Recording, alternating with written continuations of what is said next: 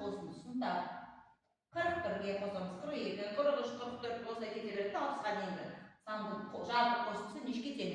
Бұны біз табу үшін ең шеткі сандарды қосамыз. Мысалы үшін 41-ге 60 қосындысы 100-ді, енді 42 мен 59-ның қосындысы бері қарай кете береміз.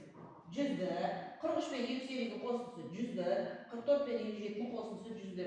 Демек, барлық сандардың осы қосындысы 101-ге тең. Демек, 41-ден 60-ға дейінгі 101 жұп бар екен бізде. Ал енді 60 пен 40-тың азайтысы 20, демек 20 аралық бар. Ал біз неге 2-ге бөлдік? Себебі бізде жұп дедік қой, жұп деген сөз демек 2-ге бөлінеді. 20-ны 2-ге бөлетін бөлінісі 10 болған екен, 10 аралық болады екен. Бағана біз барлық сандарды қосып 101-ге тең деген екен. Демек 101 жұп болған екен, біз оны не қылдық? 10 аралыққа көбейтеміз.